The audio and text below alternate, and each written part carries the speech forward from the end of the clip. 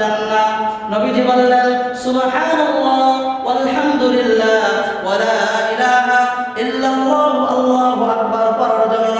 দ্বিতীয়বার নবীজি আমার কাছে গেলেন, গিয়ে নবীজি তিনটা সূরা আমাকে বললেন জবান হেফাজতের জন্য।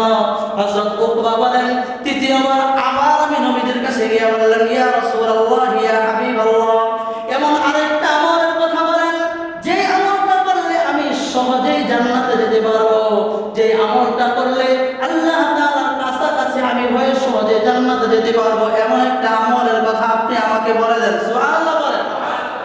তিন দফা কথা চলতেছে আল্লাহর নবীর সাথে। আল্লাহর নবী সাহাবী হযরত উকবা রাদিয়াল্লাহু তাআলা আনহুর সাথে নবীজির তিন দফা আলোচনা।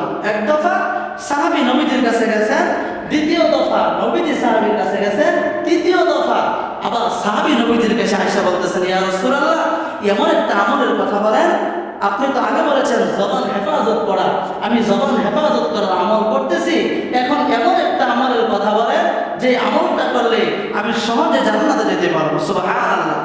আল্লাহর নবী সাল্লাল্লাহু আলাইহি ওয়াসাল্লাম হযরত উকবা রাদিয়াল্লাহু তাআলা আনহুর হাতের মধ্যে আবার বললেন, ধরে আল্লাহর নবী সাল্লাল্লাহু আলাইহি ওয়াসাল্লাম তিনটা কথা হযরত উকবা রাদিয়াল্লাহু তাআলা আনহুকে বললেন।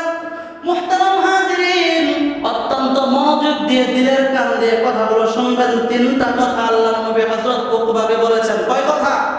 তিন কথা। জান্নাতে যাওয়ার রাস্তা কয়টা? তিনটা। নবীজি তিনটা কথা বলেছেন, খুব মনোযোগ দিয়ে শুনবেন ইনশাআল্লাহ। এক নাম্বার আল্লাহর নবী বলেন সিলমান কাতাআকা, সিলমান কাতাআকা একটা শব্দ আল্লাহর নবীজি বললেন।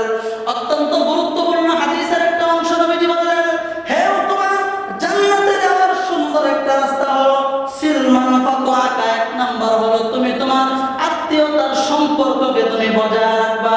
সুবহানাল্লাহ। আমাদের আত্মীয়তার কি অবস্থা? একজন যদি আমার সাথে জায়গা জমি দিয়ে এক হাত ধরে যেতে চায়, আমার সাথে সম্পর্ক বিচ্ছিন্ন করতে চায়, আমি লাভ দিয়ে আর কয়েক হাত ধরে সরে যাই, এমন তো হয় ঠিক কিনা? আত্মীয়তার সম্পর্ক এখন আমাদের কাছে কোনো বিষয়